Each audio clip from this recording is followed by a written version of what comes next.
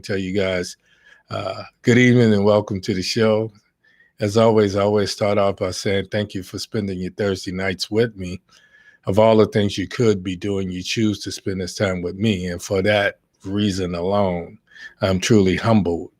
My show is called Omit the Logic. I got something to say. It must be true. My name is Hank Batiste. I'm your host tonight. And the voices in my head tonight are somewhat apologetic and overwhelmed. On one hand, I feel like I owe you guys that come here week in, week out, my loyal listeners, and some of my newer people, especially, an apology because for the last couple weeks, I've been at my wits' end. I feel things strongly. I see things, and I know it sounds like Bruce Willis. I see dead people. No, honestly, I just see things as they before they unfold and as they unfold. And I feel it so much that sometimes it gets the better of me. When I started doing this podcast, I wanted to explain and break down the political jargon and explain some of the strategies of these power hungry politicians. Even more so, I wanted to help you make sense of what's happening. I wanted to educate the masses and keep you what I call my podcast family, my Facebook, my YouTube, my I wanted to keep you guys educated, excited, and engaged. I had real lofty expectations of us organizing to become a savvy political force that could affect change, first on a local level and then statewide. And finally, I had dreams of us coming together nationally to eradicate all of this hate and promote an ideology that's based on the things that we have in common. I truly believe if we focus on our common goals and what's best for our children and our children's children, then the majority of us will no longer be gullible for the power-hungry demigods, not demagogues. I know what I'm saying, who don't understand that they're public servants. They serve us, not the other way around. Because too many people, once they lose their way, once they're not educated, they believe that they worship these people. They put them on a pedestal. So I don't have a problem in giving them nicknames. I don't have a problem in not saying their names. I don't have a problem in cutting off their oxygen on my show because they're public servants. So in essence, they work for you, they work for me. But you would think they've exalted themselves to this position of power where they no longer feel accountable to us. I designed this shirt and I wore this shirt because since January the 6th, I've taken every opportunity to call it what it was, a coup attempt, a coup d'etat, a failed coup d'etat on our nation's capital. My Creole powers have shown me time and time again that there's an ongoing coup, and the threat that emanates from these hate rallies from Despicable Donnie and his minions. And it looks like it's more people than it actually is. But some of these people are so possessed that they would sacrifice their own civil liberties and the Constitution to be a part of something, of anything. I know, and you know, in their heart of hearts, they know that Biden won, but yet they hold on to the lie. My Creole powers forecasted what could happen if delusional, despicable Donnie continues to incite these desperate, scared people and whipping them into a frenzy. I was mad at anybody and everybody who didn't see what I see, who don't see what I see. I get mad when people dismiss this danger, this danger that's lying just beneath the surface at these rallies. And they're centered around this pathological liar who has no empathy for anyone except himself and what he would not do for his quest for power. More than that, for the last 2 weeks, I've been going off the rails because I feel for our children and our grandchildren.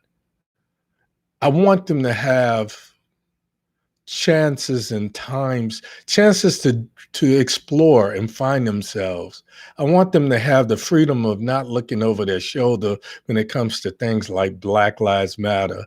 More importantly, I don't want them to be forced to grow up with some of the decisions that's being made for voters' rights and all of these hateful, regressive, Jim Crow, systematic things that have been happening.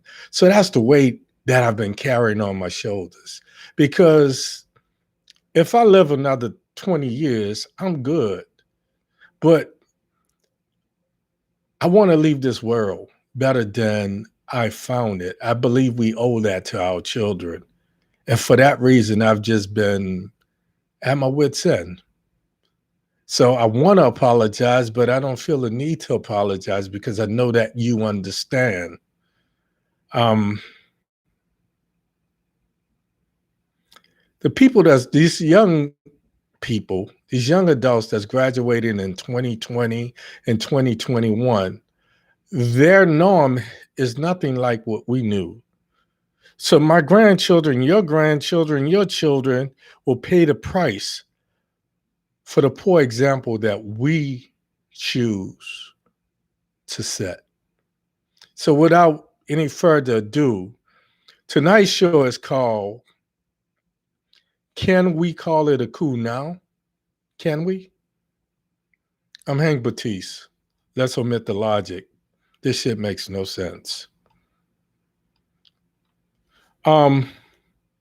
First up, I want to talk about the Republicans, the Democrats, and the Supreme Court justices. What they all have in common, and I guess to run for public office, you have to be full of yourself. But what pisses me off to the utmost of pissosity is the arrogance of these so-called public servants. Nobody seems to realize that they're public servants, that they work for us. Every single one of them are more focused on their own personal ambition and their quest for power. When it boils down, the problem that we're really facing is nobody in Washington can humble themselves. Power is like their crack. Power is like their meth and their heroin, and they're high as Mount Everest. The last couple of years, but certainly this last year, going into the 2020 primaries, I saw no real political parties. What I saw was every man for themselves. There was no sense of the people for the people. No matter how you slice it,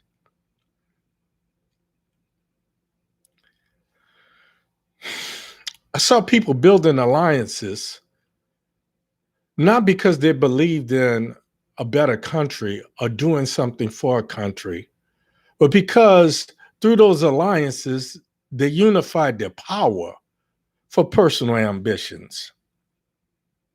The same people who called Trump a liar and said he was unfit for public office aligned themselves with him and clung to his coattails because it insulated their own shenanigans and it satisfied their lust for power.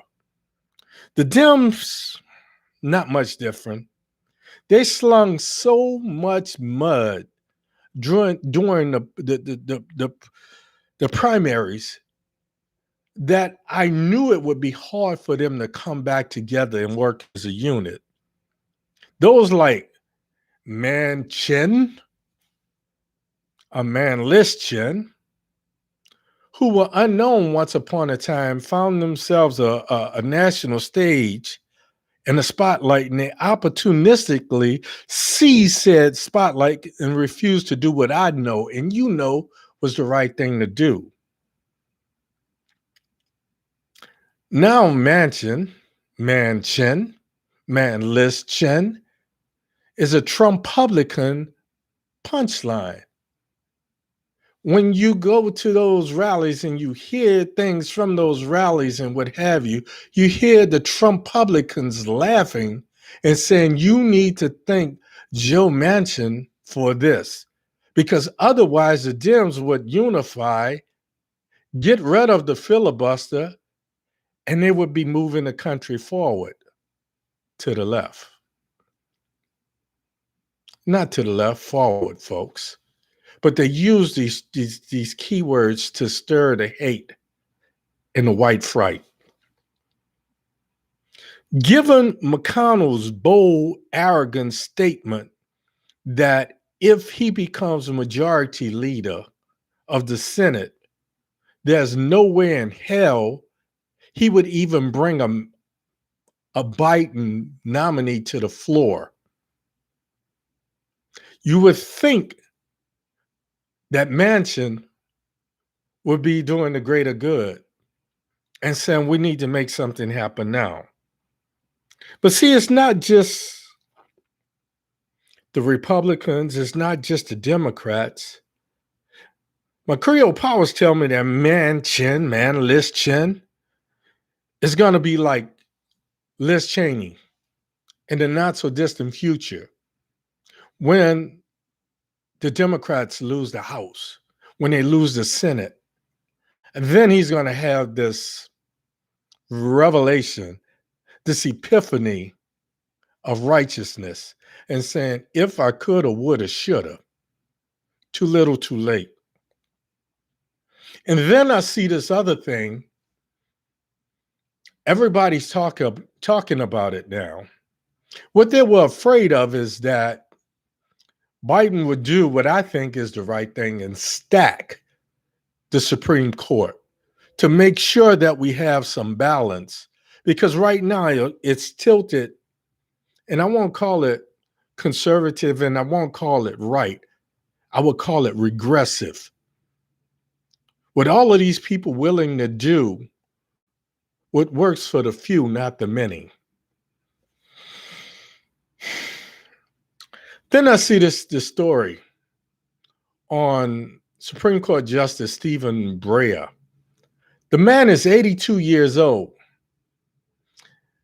And you know what happens when somebody shoves a microphone and a spotlight in a politician or a judge's face? Now they've got the spotlight. The man is 82 years old. Let me say that one more time. The man is 82 years old. They're urging him, they being the Democrats, they being President Biden, to step down while the Democrats still have a majority so that they can get a young progressive to the Supreme Court. Go figure. He says he's not going anywhere. He feels good. His health is good. He runs and he jogs and he did. The man that I can't remember his name. It was something right, Joe Rice or something like this. He was the man who first broke the 4-minute mile. He died running, and he was a lot younger than 82. So I'm gonna get to that later. Breyer is enjoying, just like the rest of these demigods, the spotlight. And he's oblivious to the politics of his Supreme Court tenure. You're 82, man. How much longer you think you're going to be there? Hmm. Despite seeing firsthand how Ginsburg held on much, much too long, and she thought her wishes for a liberal to replace her and that be her legacy, how that was ignored. He saw how Ginsburg's wishes were ignored with less than 8 months left. They pushed another unqualified person, Amy, what's her name, on the Supreme Court. So we see how they play. That's why I feel like Biden should be stacking. We need to have balance, folks. I said I wasn't going to go off. Let me reel myself back in. Woosah, woosah.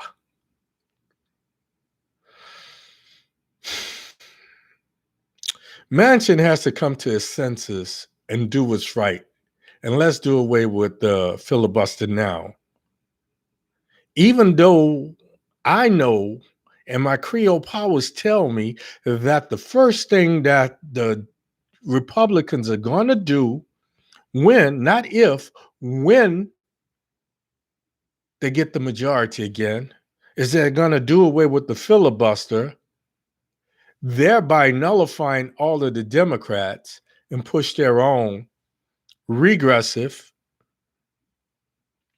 agenda that only works for the few.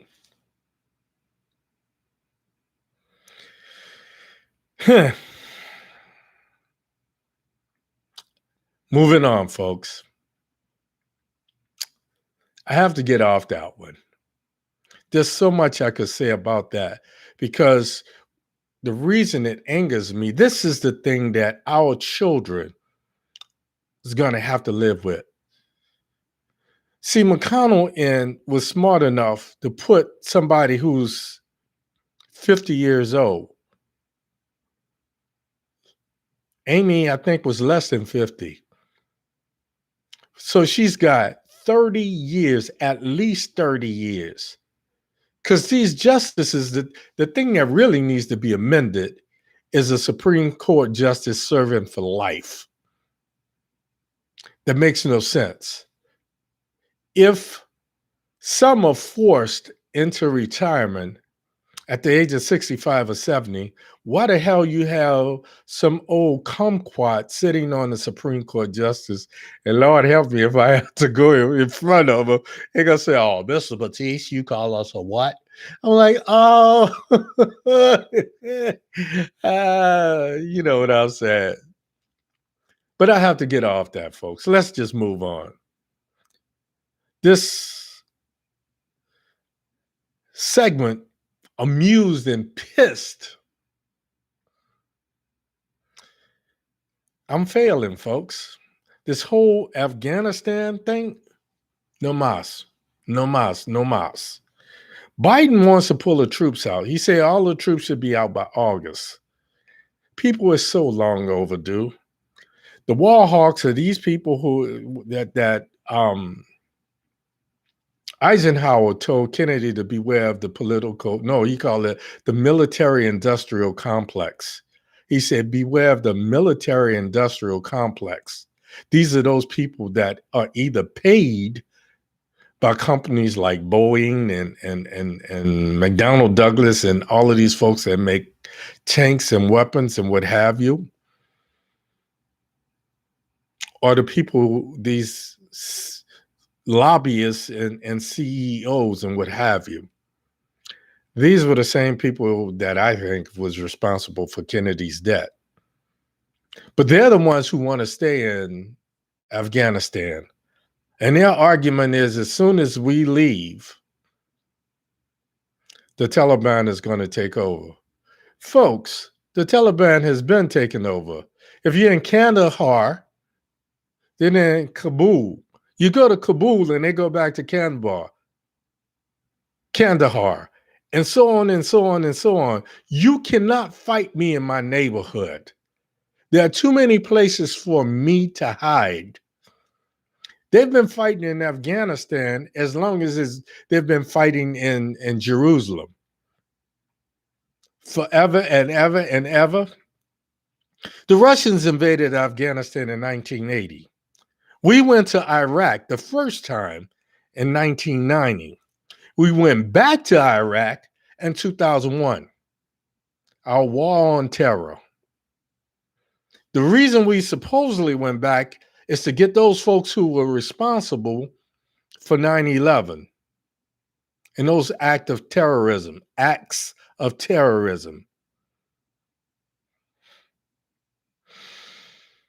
We've been fighting in the Middle East so long, folks, that you've got mothers and fathers who fought the same war that their sons and daughters are now fighting. 2001 to 2021, that's 20 years, folks. Fuck out of here. Fuck out of here. 20 years. We've been sending people over there to die for a civil war. And as long as people have those differences in that part of the country, it's going to be like that. It's not just, they're not fighting for democracy. It's an ideological, it's a religious war. There's so many variables that we can't shove this shit down our shit down their throats. There will never be peace in the Middle East. I'm sorry. Let's call it what it is. Truth be told, we got a civil war brewing right here in America. We've got an ideological struggle, as Biden put it, for the soul of America. It's time to get out. 20 years in the Middle East. We fought in World War I for 4 years.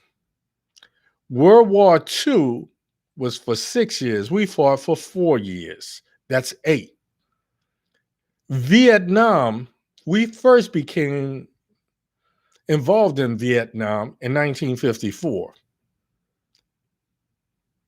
as advisors.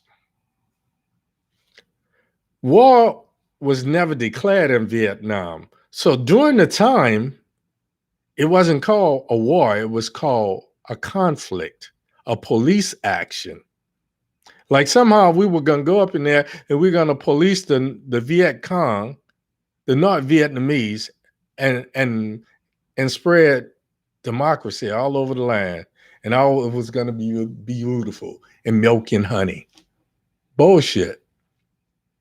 So somewhere, and it depends on who you talk to, somewhere between 64, 61, and 69 for sure, we got heavily involved where people were dying. And then 75, we said, okay, enough is enough. And we decided to withdraw.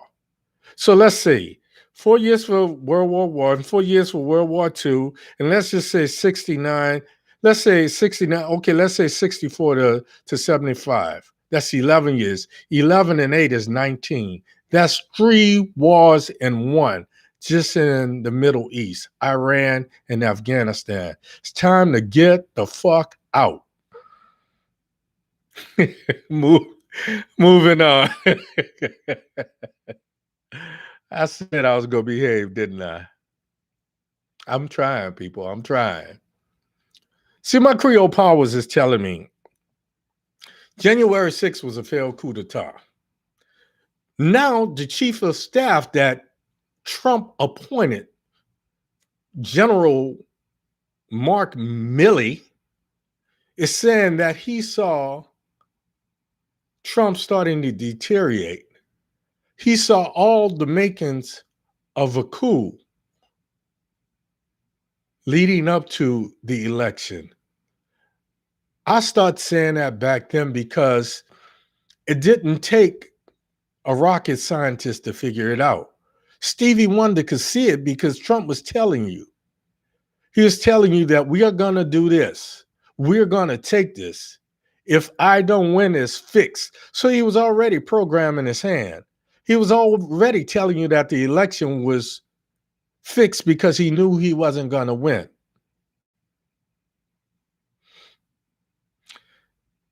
General Mark Milley compared, now this is him, this is not me. You know how I feel about the situation. General Mark Milley, Chief of Staff, head of the Joint Chiefs of Staff, said he compared Donald Trump to Hitler. He compared Trumpism to fascism in Nazi Germany. That's him, folks. And he had a ringside front row seat. And you wonder why I'm aggravated? You wonder why I'm going off the rails? You wonder why I fear for our children? This is why, folks. And we still haven't eradicated the threat. Milley, who was a Trump appointee and a Republican at heart, because he was a student of history, he contacted Pelosi and they started a dialogue. They started talking. The first thing they wanted to do, Pelosi wanted to make sure that Trump didn't have his hand on the nuclear codes. Then he got with the other generals and he started saying, okay, if this happens, here's how we're going to handle the situation.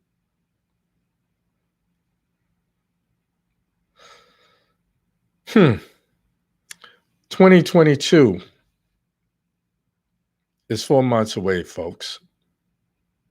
2022 is 4 months away. So if they don't get anything done in the next 4 months, all of those folks all of those congressmen, those representatives, and those senators, they're going to be out politicking. They're going to be on a campaign trail. So the chance of us getting any type of progressive legislation passed is slim to none. My Creole powers tell me a couple of things, and I hope I'm wrong about this. Let me just give you my disclaimer. When I look at the political tea leaves, when I look at my Creole tarot cards, when I get these visions, I see dead people. What I see in 2022 is the Dems definitely losing the Senate, and then it's over, and probably losing the House as well. If they lose and when they lose the Senate, like I said, the Republicans are going to get rid of the filibuster, and Mitch McConnell is going to go on a feeding frenzy, and he's going to start shoving all this shit down our throats. Like I told you, Joe Manchin, he's going to come around too little, too late, just like Liz Cheney. He's going to have that epiphany. Too little, too late. And he's going to apologize for not doing something sooner. Fuck out of here. I don't want to hear Joseph. In 2 to 3 years, Supreme Court Justice Stephen Breyer is going to be 84, 86 years old. Now, I'm not saying the man is going to die, but I'm saying he's going to be ready to step down. It's like having a 20-year-old car. The difference is, after about 10 years, I have to start replacing stuff on the car, the alternator, the timing belt,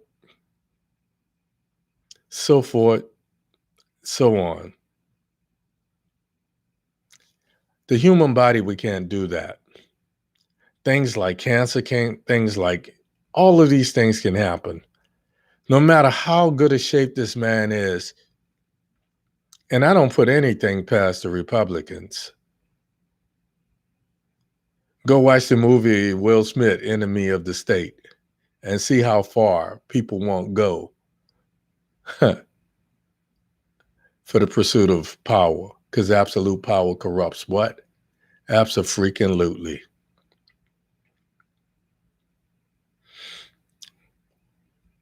Then we're fucked, folks. My Creole powers tell me that we're going to have a resurgence of this COVID. We're talking about a Delta variant. But as it starts to get cold, this virus is going to mutate again.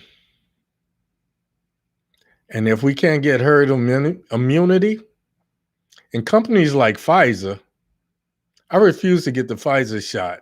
Because of all the pharmaceutical companies, I distrust Pfizer most because they see the money. To hell with doing something for the good of it. My Creole powers lastly tell me that the coup continues. And if Trump doesn't get the nomination for the Republican Party, all hell's going to break loose. First in the Republican Party itself, and then places around America. So, if you're out there listening to me, Republicans, Democrats, Supreme Court justices like Stephen Breyer, this is your wake-up call. I want you to wake up and put your arrogance to sleep. Manchin, do the right thing before it's too late. Stephen Breyer, you're 82 years old. If you live to be 100, God bless you. But we don't need your behind on the Supreme Court.